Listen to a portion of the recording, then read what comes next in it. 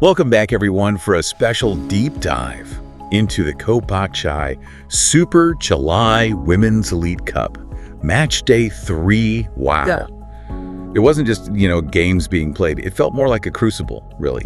Dreams made, dreams dashed, some absolutely jaw-dropping results. And if you're tuning in, you probably want more than just the scores. You want the story behind them, the strategy, the sheer drama. Exactly. We've been digging through all the sources, the reports, the data, and let me tell you, that final group stage day, it had more twists than you could possibly imagine. It really was chaos. But the kind of chaos that makes football so compelling, right? Absolutely. The sources show teams just battling for every single ball, and the knock-on effects of, every goal, every booking, even injuries, it completely reshaped the path to the trophy. So that's our mission today. We're going beyond those headlines. We want to unpack not just what happened, but really dig into why those specific moments were so critical for who went through and who went home. Right, why it mattered. Exactly. So settle in. Imagine you're right here with us at the, let's call it the virtual broadcast desk.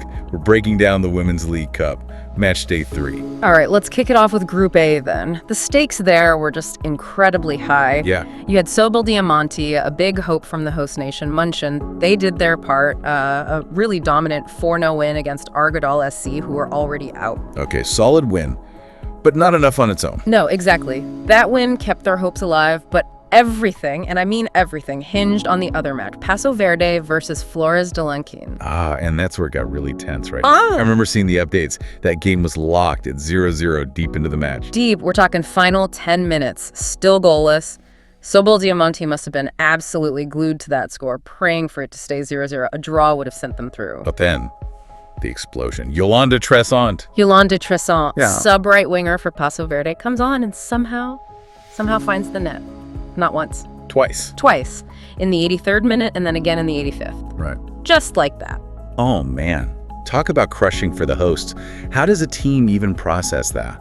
It's brutal. A total gut punch for Sobel Diamanti. It wasn't just the goals themselves, it was the timing. A psychological hammer blow right at the end. Yeah. For Paso Verde, though, clinical. Absolutely ruthless finishing when it mattered most. That sealed their spot as group winners. And for Sobel Diamanti.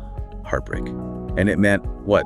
No teams from the host nation, München in the knockouts. That's right. A really tough outcome for the home crowd. It just highlights, doesn't it? Every single second, every moment counts at this level. Definitely. Okay, so from that late drama in Group A, we go to Group B. And this was, it was something else entirely. Fine margins don't even begin to cover it. No, they really don't. Group B gave us maybe the most unusual tiebreaker scenario I've seen in a long time. So set the scene. Pico Pearl lost to Ishbir Barmal, right? Yeah, Pico Pearl were sort of outsiders anyway, and they lost 1-4 to Ishbir Barmal. But here's the fascinating part. With about 10 minutes left in that game, the score was 4-0 to Ishbir Barmal. Now, Hanami were winning their game against Solnock 76. So at 4-0, Ishbir Barmal were actually going through in second place. Right. Okay, they had the goal difference they needed at that point. Exactly. But then Pico Pearl scored just one goal, made it 1-4. Seemed like a simple consolation goal at the time. But it wasn't, was it? You said this goal was crucial. How? Monumentally crucial. That single goal completely changed the math. It triggered this bizarre, multi-layered tiebreaker. See, Hanami won their game, topped the group easily with 7 points. Okay. But that left Solnock 76 and Ishbir Barmal tied on 4 points each. Right. Standard procedure, go to goal difference. Except their goal difference was identical. Both finished on +1. Wow. Okay, next tiebreaker. Goals scored. Identical again. Both scored exactly 4 goals across the 3 matches. You're kidding. That's incredibly rare. It really is. So the rules keep digging deeper. Next up is head-to-head, but they drew their match. Then it's fair play, disciplinary records, any red cards. Nope, neither team had one. So it came down to yellow cards. Seriously. Yellow cards. Ishbir Barmal had picked up 7 yellows throughout the group stage. Solnock 76, only 5. Unbelievable. So Solnock 76 from Livedia Mariana go through because they got 2 fewer yellow cards. That's exactly it. It's an astonishing way to qualify or to be eliminated. It just hammers home that everything matters in elite football. Every tackle, every bit of dissent, it can literally decide your fate. Mind blown. Okay, if you thought that was wild, folks, wait till you hear about Group C, because Group C just decided to throw the entire script out the window. Oh, Group C, yeah! Talk about an upset nobody, and I mean nobody, Saw coming. Right, so first off, Charlotte from Rees, they got huge win, didn't they? Massive win. They beat Haikaki 2-0, and Haikaki, remember, are the reigning Menors champions. This result kept Charlotte's hopes alive. And sent Haikaki home with 0 points. 0 points, a huge shock in itself. But Charlotte weren't through yet. Their fate depended on the other game. Okay, what do they need? They needed Sanma to beat Cultural y Desportiva Unami. Now, Sanma were the clear favorites in that match. They only needed a draw to guarantee topping the group. Everyone expected them to handle it. But the sources tell a different story. A very different story. Against all expectations, it was Sidi Unami from Dharmendra Karuba who stepped up. They've been the surprise package of this whole tournament, honestly, showing real grit, smart tactics. And they got the win. They did. Their veteran attacking midfielder, Marina Neves herself from Menor, scored twice, just clinical. It cemented their status as a genuine dark horse. So Unami win, Sanma lose. What did that mean for the final standings?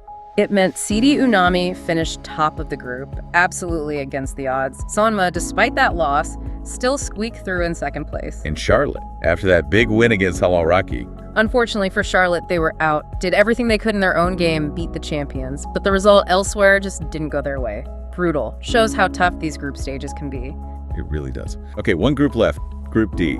And this one delivered, well, a hard lesson in endurance and the harsh reality of goal difference. Yeah, Group D had its own share of drama. First, Minuano's tough tournament ended with a third straight loss, 0-2 this time against Cedros. That result confirmed Cedros from Islas Marbel were through. Okay, so Cedros qualified. The real tension was in the other match. Exactly. Entente from Dharmendra Karuba against Maria Holm from Liveria Mariana. High stakes. Entente went into it on 6 points. All they needed was a draw to advance. Seemed manageable. But football's never simple, is it? Never. And the sources point to some real misfortune for Entente.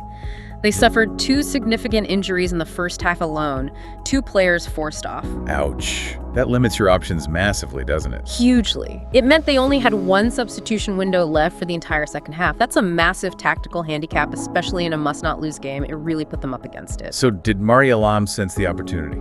They absolutely did. Maria Holm put in a really impressive performance and capitalized fully, winning the match 3-0. A decisive win. That puts them through. Puts them through as group winners, yes. But that scoreline had a devastating consequence for Entente. How so? They were on 6 points too, right? Wasn't Cedros also on 6? Exactly. A 3-way tie on 6 points between Maria Holm, Cedros, and Entente. It all came down to goal difference between the 3. And Maria Holm's big 3-0 win gave them the best goal difference. Cedros were second best. Meaning Entente. Entente were heartbreakingly eliminated. Despite getting 6 points, just squeezed out on goal difference. It's just ruthless. It proves you don't just need to win sometimes, you need to win big. Every goal counts, for and against. Wow. What a finish to the group stages. Okay, let's take a breath and unpack this. The dust is settled. The quarterfinal stage is set. We know the 8 teams left. And we know who they're playing. Looking at these matchups, it really raises the question, doesn't it? What does the road ahead look like now? Connecting it all, these pairings promise some absolutely fantastic contests. Yeah, let's run through them. First up, Paso Verde, the Group A winners from Menor. After those late heroics, they're up against Solmok 76 from Liveria Mariana. And Solmok 76, remember, they won this Elite Cup back in 2020. They scraped through Group B on yellow cards, but they have pedigree.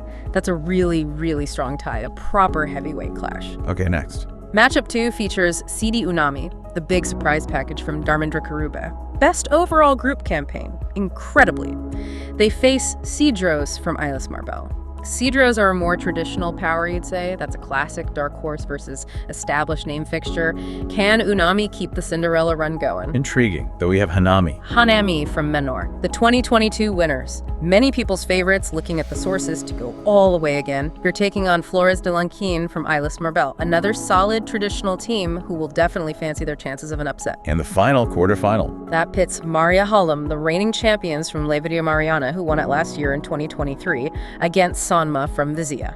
Right, Sanma had that disappointing Matchday 3 loss, but you said they looked strong before that. Very strong. Looked like one of the best teams in it until that final group game. So this is a massive test for them. Can they bounce back mentally? And can Maria Holm maintain their champions' consistency? Fascinating matchup. What an absolutely intense ride through Matchday 3 of the Women's Elite Cup. Honestly, From those last-gasp goals to tiebreakers decided by yellow cards and the sheer drama of injuries and goal difference. This deep dive really shows you how much layers there are beneath the surface, doesn't it? Absolutely. When you understand these details, these nuances, you see it's so much more than just the scoreline. It's about the stories, the tactical chess matches, the sheer determination on display. So as we look ahead to those knockout stages, hopefully you, listening in, feel like you've got all those essential little nuggets of info now. What really stands out to you from everything we've just discussed? Yeah, it makes you think, right, what does all this chaos and unpredictability actually mean for the rest of the tournament? Given the upsets we've seen, the narrow escapes, which of these quarterfinal ties do you think has the biggest potential for another shock? And could there be another dark horse, maybe one we haven't focused on as much, ready to emerge from the pack? Plenty to mull over as the action continues.